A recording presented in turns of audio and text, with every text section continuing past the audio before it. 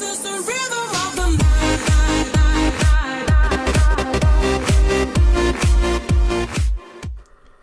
happening, guys? My name is OTG and welcome back to Davilo's Journey, episode number 29, I believe it is now, here in Budapest for the Hungarian Grand Prix. 35 laps around this tyre-wear infested track, where, as we know, you will probably need about 7 sets of tyres to survive. We're going option, prime, option, option. By this, there will probably be an option, prime, so we can actually survive on this circuit. Let's hope that Sergio can have a decent race. Qualifying was wet and windy and horrible after actually a decent first qualifying. It then moved on to a lot worse conditions, so he went down in 11th, everyone obviously getting to choose their tyres. Look at that great performance by Ricciardo, but he gets a better start than both the Lotuses who were struggling this season in the championship battle. Breaking very deep into that corner, hitting Hulkenberg, and then Sebastian Vettel having a bit of a clip there as he takes a very deep line into the corner. Romain Grosjean has followed Sergio up into 6th position now. He's going to break a little bit later than Romain Grosjean. Romain Grosjean then almost hitting into Sergio when Mark Webber gets a bit of a break heavy there now.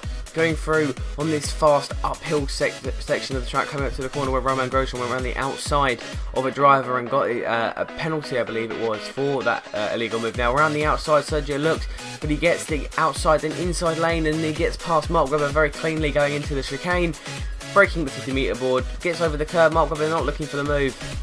5th position is now Sergio Davilo's, neatly for the taking, as Lewis Hamilton getting a bit of a, sorry, that's Nico Rosberg getting a bit of a jittery exit out of that corner now.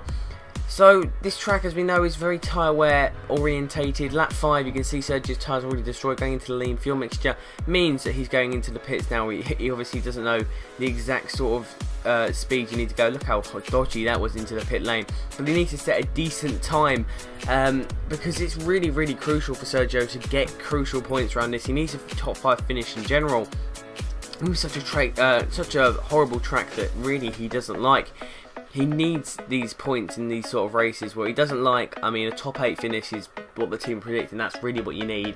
Everyone has bogey tracks. For Sergio, it's China, Korea, Hungary, I believe it is. That's pretty much his bogey tracks. He's not too bad around Korea, but all the others he's pretty solid round now. On lap 7, right behind Paul di Resta, who's on older tyres. You can see Kimi Raikkonen there in the Lotus is slowing down dramatically. He then goes up, and then Kimi Raikkonen forcing di Resta into Sergio, and Sergio gets past both of them. But if di Resta would have forced Sergio into a penalty there, that would have been a very dodgy decision, because di Resta was in the fault there. Now up the inside of Vitaly Bottas, a little bit of on the curb there, but it's all fair. And on lap 7, continuing going on to lap 8, but continuing this clip because now he's going to try and use that DRS to his advantage and get past Jean-Eric Vergne. Jean-Eric Vergne with that Toro Rosso with fantastic straight line speed, only 7 tenths down the road, using half a bar of curves to gain an advantage. He has to brake at the 100-metre board, get later braking up the inside, getting a little bit of a cut on that corner, but he gets the move done on lap 9 now. He's trying to hunt down Adrian Sutil. He goes up the inside and he gets the move neatly done, and as we can see there, Nico Rosberg, the man ahead of him, the man who he's chasing down, comes out in a decent position. He has DRS to easily secure that spot. Lap 15 now.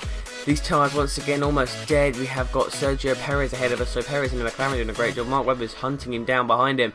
Going into this corner now, you can see very tentative going into the pit lane, as he now just goes full revs in gear 3, 113 miles per hour entering the pit lane. Gonna have to see what sort of time he can set. He really needs a 3 second, maybe lower than 3 second. It's a 3.119. Isn't too bad for the pit stop of Ferrari. I wonder if ever you're going to find in a game that you're actually going to get a sub 3 second time in this game. Very interesting. Or can they just not do animations in that time? We'll find out soon.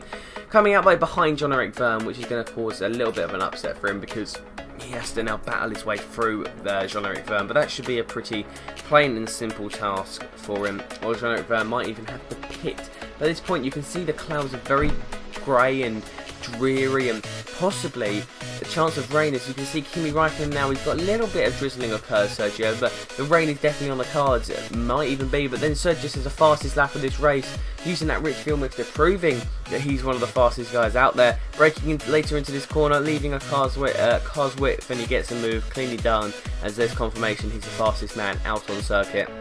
not using his DRS until halfway down the straight. Now on lap 24, on his final pit stop, Sergio just needs to come in for these pits and this pit stop and just hold the tyres well, keep them at consistent temperature, and make sure they do not fall off the cliff as he enters. What sort of time? We've had one. I think it's the best. I think it's the best time so far is a 3:119, and he's actually gained minimum of 6 thousandths of a second, so not the best, but they're getting consistent, which is good compared to some teams where they're not the fastest.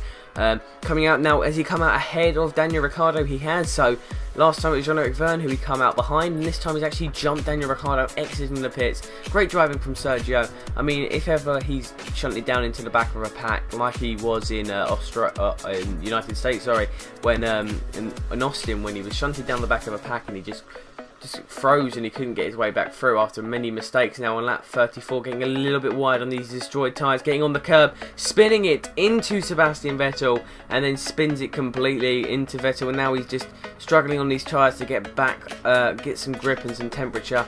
As you could see, what happened was he basically got wide on the curb and just couldn't control the car. He's in 10th position. He's possibly looking at losing 11th. So look at the amount of time he's lost on Hulkenberg on one lap. There's Kimi Räikkönen looking to snatch the point away from him, but Sergio defends the point and gets 10th position. He had 5th on the cards, but just a last minute spin and a bit of a mistake, and Sergio has sadly lost down that position. But guys, at the very end of this episode, I'd recommend sticking around because there is a bit of a surprise for you guys. So stay around for that. As you can see, 1 minute and 4 seconds behind, and look at that. This is gutting, really. Look how close he was to 9th on Sebastian Vettel. But you move on. It's only 1 point he's lost on Vettel. But guys, at this point, I would just like to say thank you for watching. My name is OTG. I hope you guys have enjoyed this episode of Davilo's journey, and I'll see you guys very, very shortly for more news, views, and of course Formula 1 2013 content on my channel in the near future. Bye guys.